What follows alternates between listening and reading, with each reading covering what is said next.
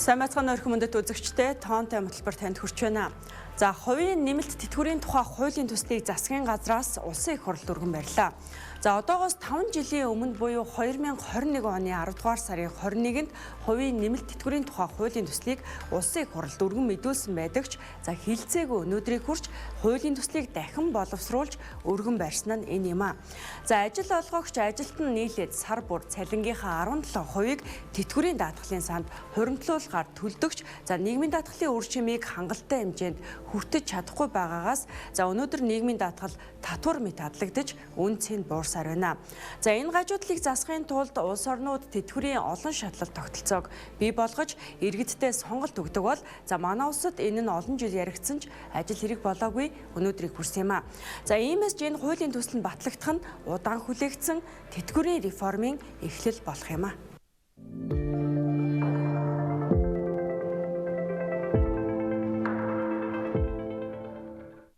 Хуулийг анх ярьж гиснээс хойш одоо 10 жил болж байна. Энэ хэд хувилбар нь явж байна. Одоогийн улсын хурлын дараагийн санаачлагаар 2021 онд анхны хувилбар гарч өргөн баригдсан байдаг. Тэрнээс хойш энэ хууль 23 онд батлагдах байж байгаад хойшлогдсон.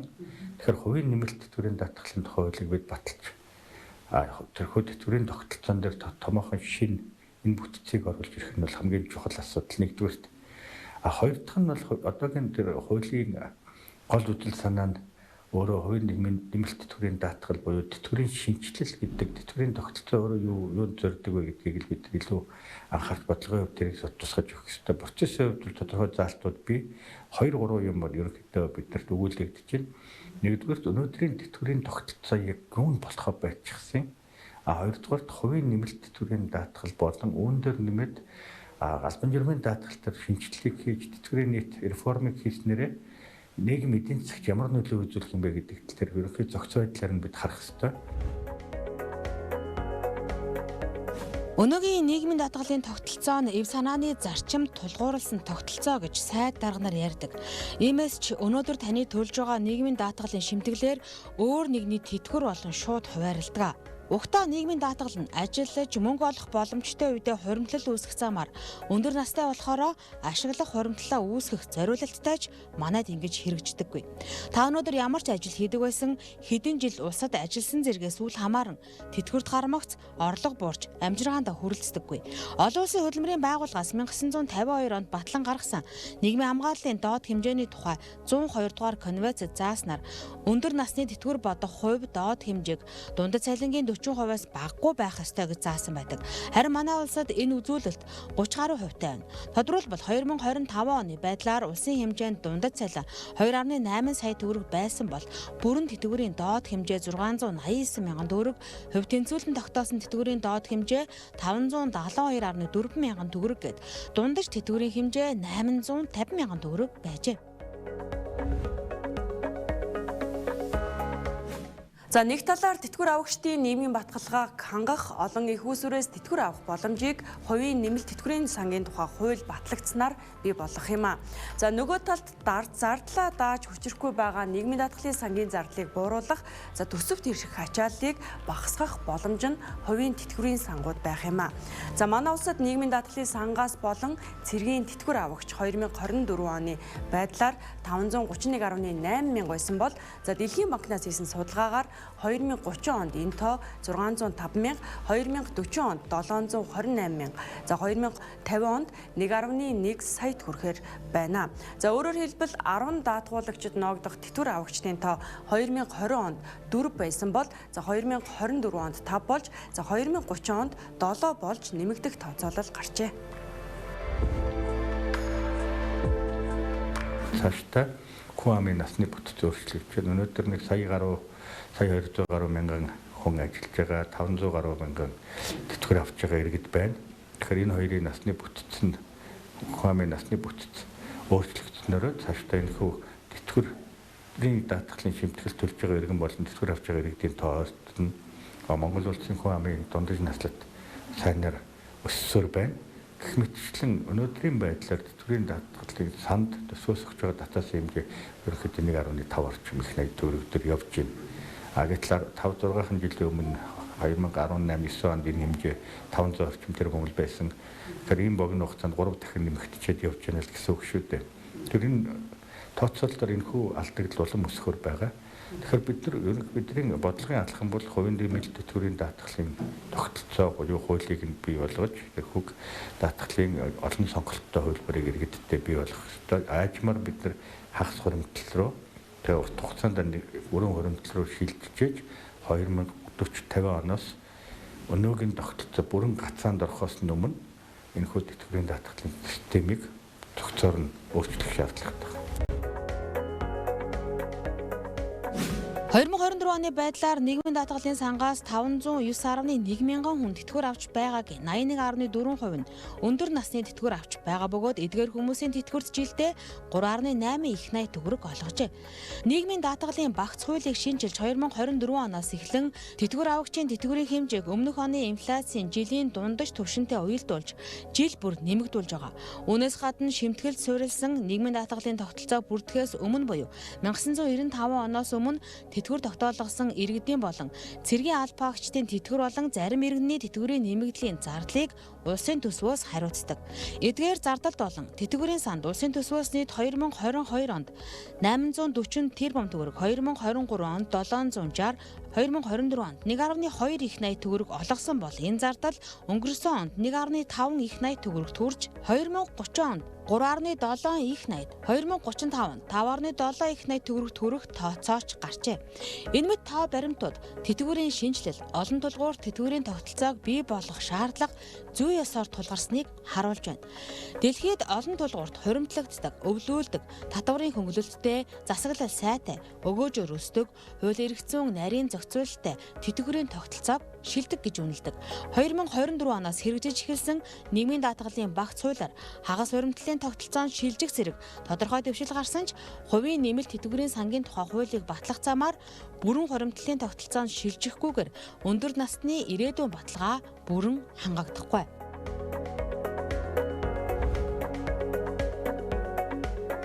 Тэр юуны өмнө бас бидний зорилт бол ямар ч хэлсэн хууль эрх зүйн орчныг бүрдүүлье. Энэ тогтолцоог нь одоо бүрдүүлсэний дараа бас оролцогч талууд маань бас энэ асуудлаар одоо ингээд үргэлжлүүлээд бас хэрэгжилтээр нь анхаарал явна. Тэгэхээр ерөнхийдөө бол бидний хүлээлт бол юу вэ гэхээр ямар ч хэлсэн хууль эрх зүйн орчин бүрдснээр энэ одоо яг хувийн одоо тэтгэврийн сангийн үйл ажиллагаа Монгол улсад хэрэгжиж эхэлснээр бас цаашдаа хөрөнгөний зах зээлийн хөгжилд бас томоохон одоо нэмэр болно. Нөгөө талаараа бас ирээдүйд тэтгэвэр авж байгаа ажилтнууд маань бас өөр их усүрээс орлоготой болохоос боломжийг бүрдүүлж байгаа.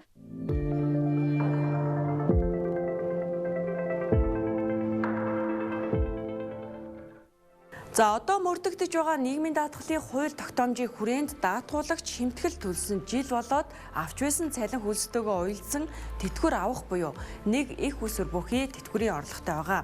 За хуулиар шимтгэл төрлөх орлогын дээд хэмжээг албан журмын даатгуулагчдын хувьд сарын хөдөлмөрийн өсний доод хэмжээг 10 дахин нэмэгдүүлсэнтэй тэнцвэх хэмжээгээр за ажил олгогчийн хувьд ямар нэгэн хязгаарлалтгүйгээр шимтгэл төлж байгаа.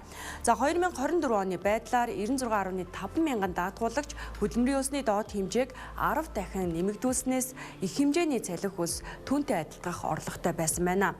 За нийгмийн даатгалын шинжилэлээр за ажил олгогчийн төлөх нийгмийн даатгалын шимтгэл төлөх цалин орлогын дээд хэмжээг даатгуулагчтай ижил тогтоох шаардлагыг ажил олгогчид ярьж байгаа. За өндөр орлоготой иргэдийн зүгээс шимтгэл төлөх дээд хязгаараас давсан орлогоосоо шимтгэл төлөх замаар ирээдүйд авах тэтгэврийн хэмжээгээ өсгөх сонирхолтой байдаг хэдий ч за эрх зүйн зохицуулалт одоогоор байхгүй байна. За өнөөдрийн байдлаар 135 мянган хүн урт хугацааны даатгалын болоод хувийн тэтгэврийн санд хамрагдсан байгаа нь энэ эргэлт хэрэгцээг бэлэхнээ харуулж байна. Хувийн нэмэлт тэтгэврийн үйл ажиллагааг бол хоёр этгээд хэрэгжүүлэхээр байгаа. За нэг нь бол хувийн тэтгэврийн сан, нөгөөх нь бол урт хугацааны даатгагч байгаа. За урт хугацааны даатгагчийн хувьд бол санхүү цэцэл хорооноос тусгай зөвшөөрөлт авсан 3 урт хугацааны даатгагч үйл ажиллагаа явуулж байна. За одоогоор бол хороонд бүртгүүлсэн тэтгэврийн даатгалын бүтээгдэхүүн бол 2 энэ бүтээгдэхүүн хороонд бүртгүүлээд үйл ажиллагаа явуулж байгаа. За тэгэхээр ер нь бол санхүүгийн цэцүүлэх хорооноос даатгалын эрхлэх энэ даатгалын хэлбэрийг бол тогтоож өгдөг байгаа даа. За үүн дотор бол урт хугацааны даатгагчийн эрхлэх 6 хэлбэрийн нэг нь бол энэ тэтгэврийн даатгал байдаг байгаа даа. Тэгэхээр энэ тэтгэврийн даатгалын хүрээнд бол сүүлийн 3 жилийн байдлаар бол энэ тэтгэврийн даатгалын бүтээгдэхүүн нь нийт урт хугацааны даатгалын 16 гаруй хувийг эзэлж байна. Тэгээд нийт даатгалын гэрээний бол 35 орчим хувийг нь бас эзэлж байгаа. За хуулийн төсөлд Монгол улсад тэтгэврийн олон давхаргах тогтолцоог нэвтрүүлэх, даатгуулагч олон их усүр бүхий тэтгэврийн орлоготой байх нөхцлүүдийг бүрдүүлэх зорилгоор төрийн бус өмчөд тулгуурласан сайн дурын хувийн нэмэлт тэтгэврийн үйл ажиллагаа эрхлэх эрх зүйн үнцийг тогтоож, за хувийн нэмэлт тэтгэврийн санг бүрдүүлэх, зарцуулах, хяналт тавихтай холбоотой харилцааг зохицуулахаар тусгасан байна. За мөн даатгуулагч хувийн нэмэлт тэтгэврийн хөтөлбөрт сайн дураар хамрагдах, шимтгэл суурилсан, төлсөн шимтгэл бүрэн хуримтлагддаг. За үйл ажиллагаа засаглалын хувьд ил тод байх, санхүүгийн тогтвортой бие даасан, найдвартай байдлыг хангасан, өвлөгддөг байх зарчмыг баримтлана гэж хуулийн төсөлд тусгасан байна. Хувийн нэмэлт сайн дурын тэтгэвэр гэсэн үг. За нийгмийн даатгалын сангаас бүгд албан журмын даатгуулагч тэтгэврээ аавна. Сайн дураар даатгуулж байгаа хүмүүс мөн түүн дээр тэтгэвэр аавна. Үүн дээр нэмээд хувийн тэтгэврийн сангаас нэмэлт тэтгэвэр аавна.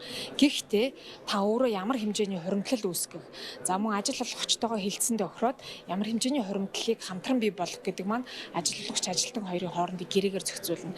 Ирээдүйд бол ерөнхийдөө ажил олгогч компаниудын хувьд сайн болсон хүчнээ тогтоох, хүний нөөцөө барих, бас нийгмийн хамгааллын бодлого нь нэмэлт хувийн тэтгэврийн даатгалын бүтээгдэхүүн санал болгоно гэж бол тооцож байгаа. Ер нь бол бусад улс оронд ч юм байна. Тийм учраас заавал өөрөөр хэлбэл шимтгэлийн хувь хэмжээг тэдээр төлнө гэхээсээ илүүтэй тэтгэврийн хөтөлбөрүүд дотроосоо даатгуулагч өөрөө сонгоно гэсэн үг. Магадгүй огт нийгмийн улс сайн дураар хойр хөдөлмөр эрхэлдэг хүн сайн дурын даатгал төлдөггүй байж болно тий. За энэ тохиолдолд бол хувийн тэтгэврийн даатгал даатгуулж болно гэсэн юм бас нөхцөл байгаад байгаа. Тэгэхээр нөхцөлөө хоорондоо тохирно гэсэн үг.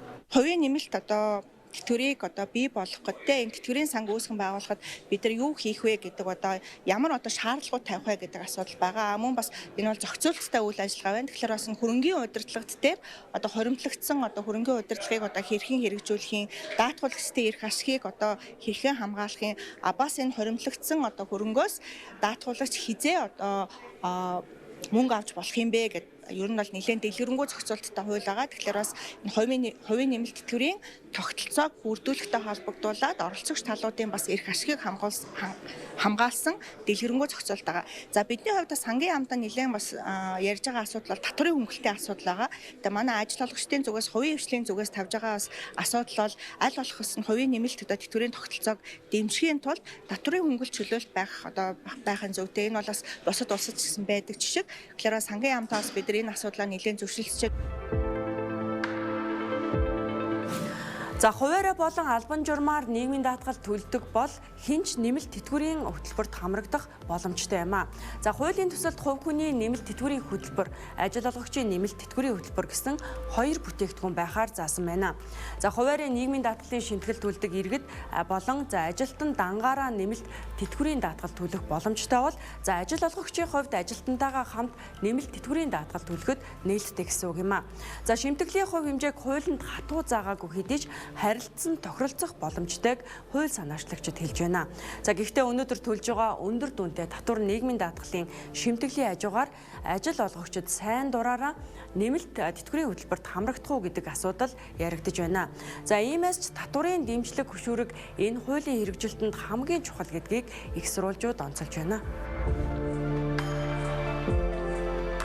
Хувийн нэмэлт тэтгэврийн тухай хуулийг хэрэгжүүлэх гол хөшүүрэг нь бол татварын хөшүүрэг байгаа.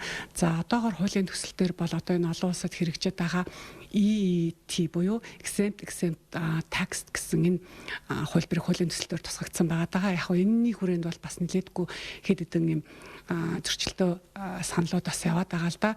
Бидний хувьд бол ямар ч гэсэн татварын ямарваа нэгэн дэмжлэгтэйгээр л энэ хуулийн төсөл цаашаага яг нөгөө амьд байх те хэрэгжих энэ бүрэн боломж нь бүрдэн гэж харж байгаа. Тийм ч учраас санхүүгийн цэцүүлэх хорооны хувьд бол нөгөө EET татвар буюу шимтгэл иргэний төлж байгаа шимтгэл мөн одоо хөрөнгө оруулалтын өгөөжөөс нь татвар судахгүй татвараас чөлөөлөөд харин яг одоо тэтгэвэр авах хугацаанд болоод тэтгэврээ авах үед нь татврыг одоо суудадаг энэ тогтолцоо нь хамгийн тохиромжтой юм байна гэдэг байдлаар саналаа өгöd явж байгаа. За ер нь бол олон улстай ч гэсэн яг өөрөөсөө одоо улсынхаа өөрсдийнхөө нийгмийн даатгалын тогтолцоож үт юм уу те эндээс улбаалаад янз бүрийн татварын тогтолцоо, татварын дэмжлэгүүдийг хэрэглээд явдаг юм байна л. Нийгмийн даатгалын шимтгэлээс удаа нэг хувь шимтгэлийн хувьд бол ялгаатай байдаг зүйл нь гэх юм бол даатгуулагч харилцагчид маань бол өөрийнхөө хүссэн хэмжээгээр яадаг. Гол нь ажил олгогчтойгоо тохирдог. Ажил олгогчийг хийсэн ажил олгогч болон одоо ажилтан хоёрын хоорондын тохиролцсон хэмжээгээр бас оруулж болдог.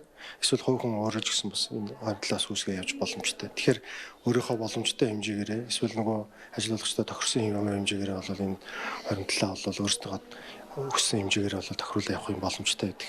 Тэтгэврийн сан өөрөө тухайн хүний ирээдүйн энгийн хуримтлал бас биш. Тэтгэврийн хөтөлбөрүүдийг санал болгоно гэж байгаа. Манай хуулийн төслүүд дээр ч гэсэн тэр явж байгаа. Тэгэхээр тэтгэврийн хөтөлбөрийг санал болгохноор энэ аж ахуйн нэгжийн өөрийнх нь хүний нөөцийн томоохон бодлогын нэг хэсэг болдог. Сайн ажилтнаа сайн хуримтлалыг санал болгох, сайн ажилтныхаа ирээдүйн баталгааг өндөрөөр хангах. Тэгэхээр хүний нөөцийн бодлого, цалин урамшууллын бодлогын хүртэл нэг хэсэг болох юм боломжтой. Тэгэхээр тэтгэврийн даатгал, тэтгэврийн сан үүсгэх нь бол хэрвээ хууль баталчих юм бол тодорхой хэмжээгээр үүсэх эдийн засгийн хөрс суурь бол бий байгаа гэж үздэг. Гэхдээ энэ дээр нэмээд тодорхой хэмжээний хэрвээ хувийн тэтгэврийн даатгалын санд тухайн иргэн эсвэл ажил олгогч ажилтнаа даатгуулах юм бол татварын урамшуул хөнгөлтийг бид нар хөшүүрэг болгож болно. Тэгэхээр одоогийн зохицуулалтаар за миний ажилласнаар юу байсан бэ гэхээр одоо нэгдүгээрт одоо энгийн явж байгаа хувийн хөрөнгө оруулалтын сангууд те одоо голомтын тэтгэврийн сангууд, за ардын тэтгэврийн сангууд те одоо бусад хувийн хвшил хөрөнгөлийн хөрөнгө оруулалтын сангууд яаж явж байна вэ гэхээр тэг яг л ижилхэн би татвар нийгмийн даатгалын дараах гар дээр авж байгаа орлогоосоо хоригдл хийж байгаа. Хувийн тэтгэврийн сан дээр одоо яг тийм одоо ижилхэн одоо зохицуулалттай бий болж байгаа. Ингээд ирэхлээр одоо яг хувийн тэтгэврийн санд хөрөнгө оруулж байгаа болоод одоо би өөрөө хуваараа одоо хөрөнгө оруулалтын санд хөрөнгө оруулж байгаа хоёрын тодорхой ялгаа байхгүй. Гэхдээ хувийн тэтгэврийн санд оруулснараа би илүү урт хугацаатай хөрөнгө оруулаад тэрийг эргүүлж гаргаж авах гэж маш олон одоо бичиг баримт болоод хүндрэлүүдийг давах шаардлагатай болчихоо.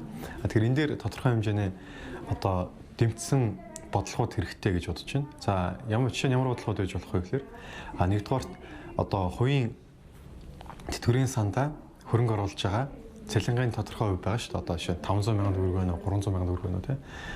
Тэр хөрөнгө оруулж байгаа мөнгнөөс нь хувийн орлогын албан дотор болоод нийгмийн даатгалын шимтгэлийг одоо авдаггүй байх юм бол одоо хүмүүс одоо илүү тэр чинь одоо дэмжиж байгаа илүү тэтгэврийн сангийн хэлбэр рүү ороо авчна гэж одоо харж байгаа. Мэргэжлийн байгууллагуудын давхар хяналтаас гадна тухайн нэмэлт тэтгэврийн хөтөлбөрт орсон иргэд даатгуулагч өөрөө сангийн үйл ажиллагаанд хяналт тавих боломжтой.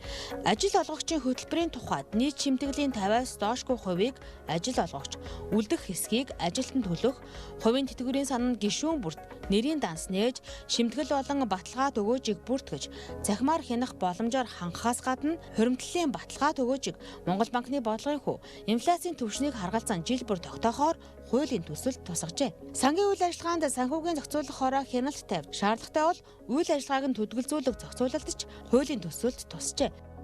Үүсгэсэн хуримтлал хэрхэн ашиглах боломжтой вэ? Хуулийн төсөлд өндөр насны тэтгэвэр тогтоолгох эрх үүссэн, хөдөлмөрийн чадвараа бүрэн алдсан, гишүүн нас орсон тохиолдолд өвлөгч, эрх залгамжлагчид шилжгээр зааснаас гадна 10-аас дээш жил хамрагдсан гишүүн хуримтлалынхаа 30% эрүүл мэнд, боловсрал, орон сууцны зориулалтаар нэг удаа гаргаж авах боломжтой байхаар тусгажээ.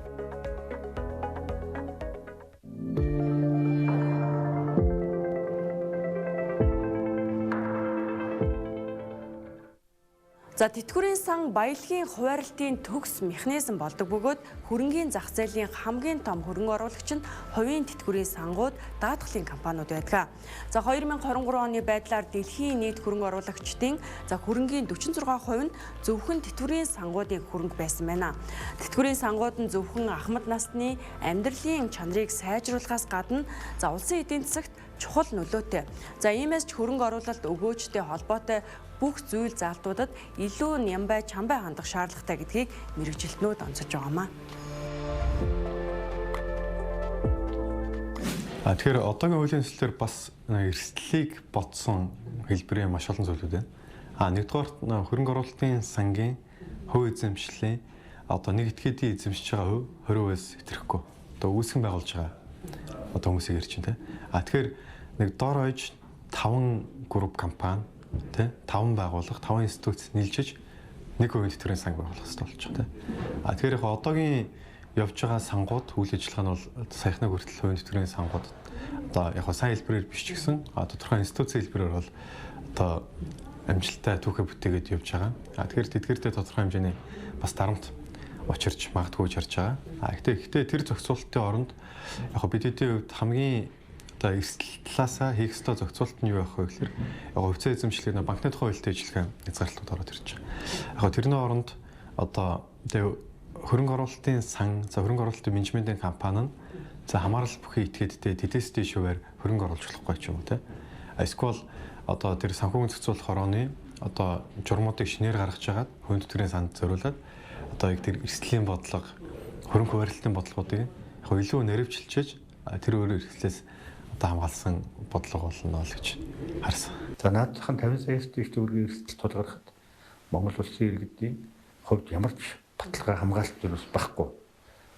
Бүр энэс томоор яриад гэр бүлийн нэг гол гишүү ертөнцийн мөнх усыг үзүүлдэг гэхэд тэр гэр бүл дээр ямар нэгэн хамгаалалт байхгүй.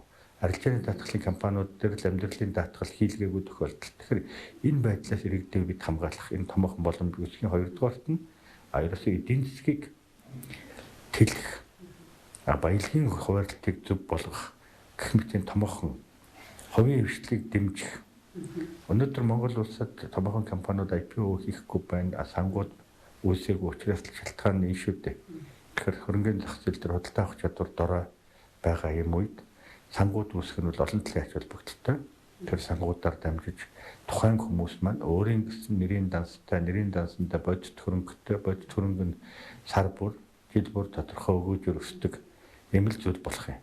Энэ хууль батлагдсанаар ямар ач холбогдол үүсэх юм бэ гэдэг. Хамгийн нэгдүгээрх нь энэ хувийн нэмэлт тэтгэврийн тухай хууль үүснээр зах зээл дээр энэ манай нийт харилцагч нарт энэ нийт иргэдэд бол энэ хувийн нэмэлт тэтгэврийн тухай итгэл бий болох хэрэгтэй гол. Итгэл зохицуулалттай болоод. За энэ итгэл бий болсноор зэрэг цаашдаа дамжираад итгэл бий болж энэ үйл ажиллагаа идэвхтэй явж гиснээр энэ хувийн тэтгэврийн сангууд бол үйл ажиллагаанууд идэвхж байна. Энэ сангуудад үйл ажиллагааны идэвхтэй явагдаж гиснээр цаашаа одоо юу гэдэг одоо энэ хөрөнгөний зах зээл одоо идэвхтэй болох те. За ингээ бүр том зургаар ингээ харах юм бол нөгөө л бидний байнга ярьдаг банкны хүү бурахгүй, банкны хүү өндөр байна гэдэг энэ урт хугацааны бага их өсвөртэй юм урт бага өртөгтэй урт хугацааны юм хөрөнгө оруулалтад юм бүтээгдэхүүнүүдийг үүсгэх одоо анхны суурь нь бол энэ хувийн нэмэлт тэтгэврийн тухай хуулиар бол үүсгэх учиртай. За олон улсад улсынх нь нийт ажиллах хүчний 60-аас 70% нь хувийн нэмэлт тэтгэврийн санд хамрагддаг жишг байдаг. Харин манай улсын хувьд эхний ээлжинд олон жил хүлээсэн эрх зүйн орчныг бий болгох шаардлага яригдж байна. За судлаачдын тооцооллоор манай улсын нийт ажиллах хүчний 5-аас 10% нь нэмэлт тэтгэврийн санд хуримтлал үүсгэх юм бол жилдээ 300-аас 500 орчим тэрбум төгрөгийн хуримтлал үүсэх боломжтой юм байна. За энэ хэмжээний хөрөнгө оруулалтын их усүр дотоодод бий болох боломжтой гэсэн үг юм а. За өнгөрсөн 30 жилийн хугацаанд хэрэгжиж байгаа тэтгэврийн тогтолцоо нь дан төрийнх байсан нь нэг талаараа баталгаатай мэт харагдаж байгаа боловч за ахмадуудын амжиргаад оройтох тэтгэвэр хүрэлцэхгүй байх гол шалтгаан босоор ирсэн. За сонгуул өгсөн улс төрсөн шийдвэрүүд нь тэтгэврийн даатгалын сангийн алдагдлыг улам бүр нэмж тэгш бус байдлыг улам гааруулсаар за удахгүй улсын төсөвчийн тэтгэврийн даатгалтай холбоотой зардлаа төлж чадахгүй хэмжээнд хүрэх эрсдэл байгаамаа. За иймээс олон жил хүлээлт үүсгэсэн хувийн нэмэлт тэтгэврийн хуулиа яаралтай баталж олон тулгуурт тэтгэврийн тогтолцоо болох эхний алхмаа энэ хаврын чуулганаар хийх шаардлагатай байна. За үзэгч та бүхэнд хувийн нэмэлт тэтгэврийн талаарх мэдээллийг болоод за энэ төрлийн хуулийн төсөлд ямар асуудлуудыг тусгасан талаарх мэдээллийг энэ удаад тоомлог хүргэлээ. Хамт байсанд баярлалаа.